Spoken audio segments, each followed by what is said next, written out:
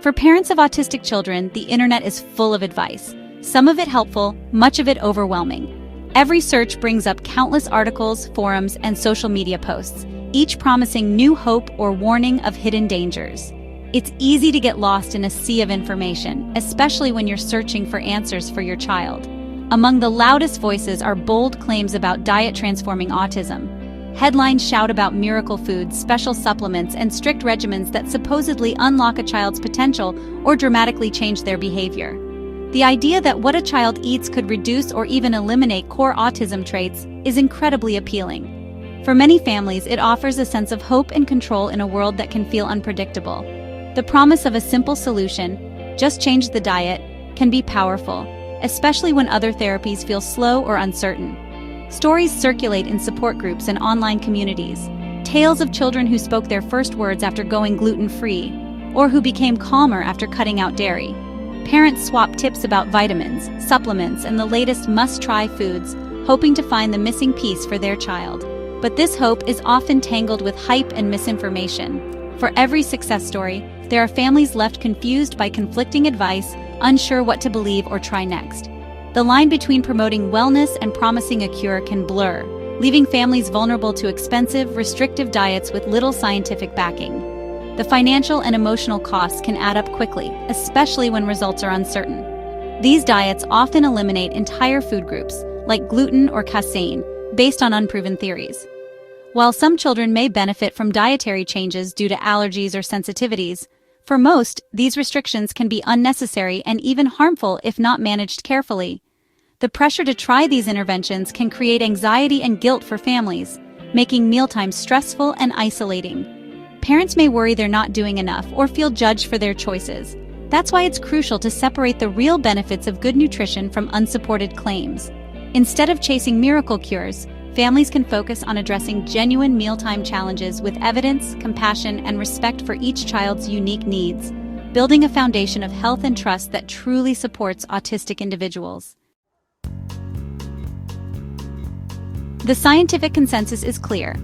No specific diet cures or fundamentally changes the core characteristics of autism. Autism's primary traits, differences in social communication and repetitive behaviors, are rooted in neurodevelopment, not diet. While nutrition is vital for health, it doesn't alter the underlying neurology of autism. Popular theories like gluten-free or casein-free diets have not shown consistent, significant benefits in robust studies.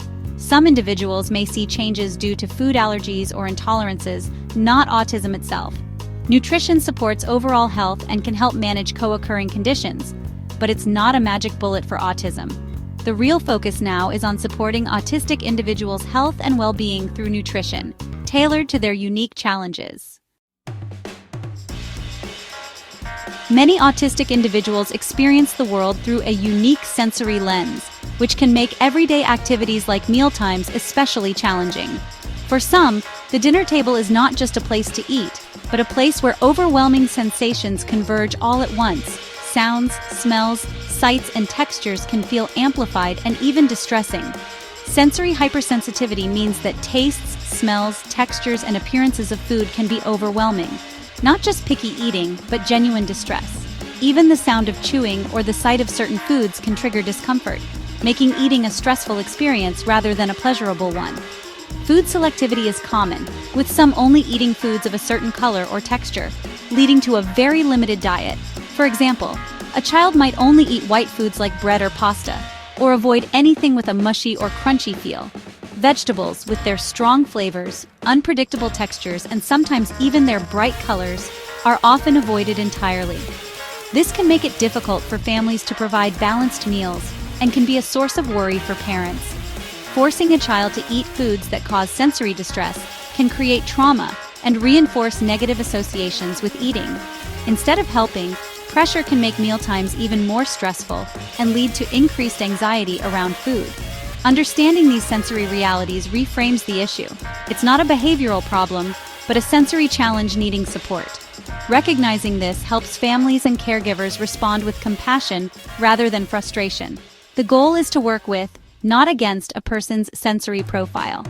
By involving the child in food preparation or offering choices, we can empower them and reduce anxiety. This might mean finding similar, more tolerable foods, preparing foods differently, like roasting instead of boiling, or cutting foods into fun shapes, to make them more appealing and less intimidating.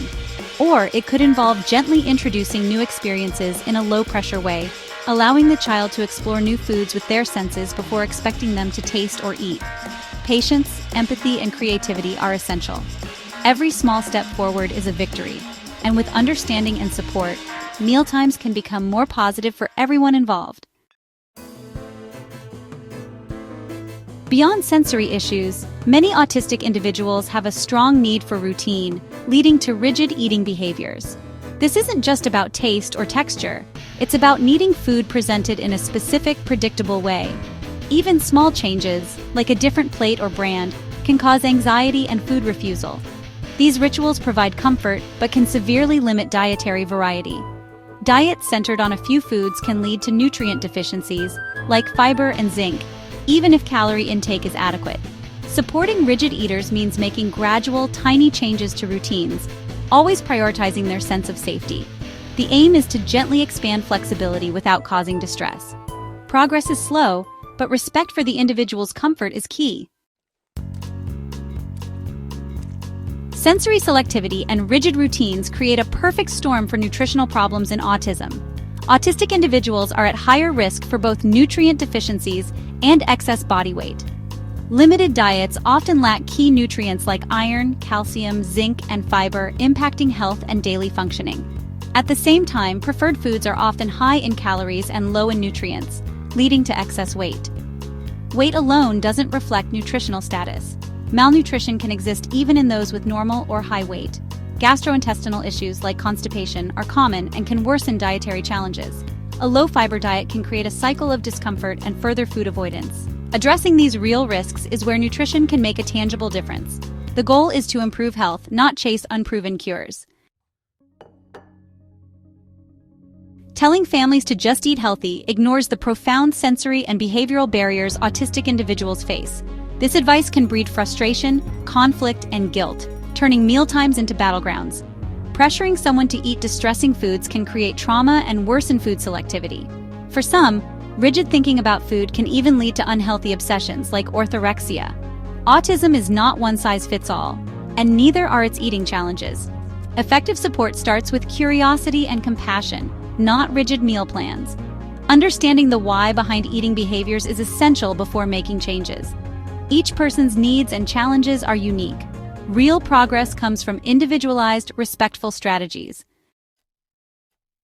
The most effective approach is personalized nutritional support, tailored to each individual's sensory and behavioral profile. Start with assessment, track accepted and rejected foods and the reasons behind them. For sensory challenges, use food chaining, gradually introducing new foods similar to accepted ones. For rigid routines, make tiny, almost unnoticeable changes to expand flexibility. Progress is built on trust and patience, not pressure. A multidisciplinary team, dietitian, occupational therapist, behavioral psychologist, can provide practical strategies and support. This might include hiding nutrients in favorite foods, finding fortified options, or using supplements when needed. The goal isn't a perfect diet, but gradual, sustainable improvements that respect autonomy. Success means better health and well-being, not forced compliance. Personalized support empowers families and individuals to thrive. Families don't exist in a vacuum. They're influenced by broader food and health trends. National movements to improve food quality can benefit everyone, including autistic individuals. Better access to whole foods and clearer labeling can help, especially for selective eaters. However, it's important to separate public health goals from unproven claims about autism's causes. Misinformation linking food additives or vaccines to autism muddies the waters and distracts from real needs. Improving the food supply is good for public health, but it's not a treatment for autism. The real challenges are rooted in neurology, not just in what's on the plate. Focus should remain on evidence-based, personalized support. It's important to acknowledge that no diet can cure or reverse autism, despite what some may hope or claim. Pursuing miracle solutions or restrictive regimens often leads to unnecessary stress, disappointment, and even guilt for families who are simply trying to do their best. Instead of chasing after quick fixes, we can focus on what truly matters for well-being. Good nutrition is essential for everyone, including autistic individuals. It provides the energy needed for learning, play, and growth, and supports overall health and quality of life. A balanced diet can help children feel their best, both physically and emotionally, and can make daily routines smoother for the whole family. Addressing real risks, like nutrient deficiencies, gastrointestinal issues, and feeding challenges, can make a meaningful difference. Working with healthcare professionals ensures that each child's unique needs are met and that families have guidance they can trust. The most compassionate path forward is one of personalized support. This means respecting sensory sensitivities, honoring established routines, and adapting strategies to fit each child's preferences and comfort level. Evidence-based approaches, such as food chaining and gradual desensitization, can gently expand food choices without pressure or distress. These methods help children build positive associations with new foods at their own pace. Above all, prioritize mental and emotional well-being. Mealtimes should be opportunities for connection, not sources of anxiety or trauma. Creating a relaxed, supportive environment helps everyone feel safe and valued. Nourishing an autistic individual is about so much more than just the food on their plate. It's about acceptance, safety, and understanding, meeting them where they are, and celebrating their unique strengths. By providing the fuel they need to thrive, while honoring their unique experience of the world, we empower autistic individuals to reach their fullest potential. Compassionate, individualized support helps families move beyond hype and misinformation, paving the way for real, lasting change and growth. This is how we help autistic people and their families build a healthy, joyful relationship with food, one that lasts a lifetime.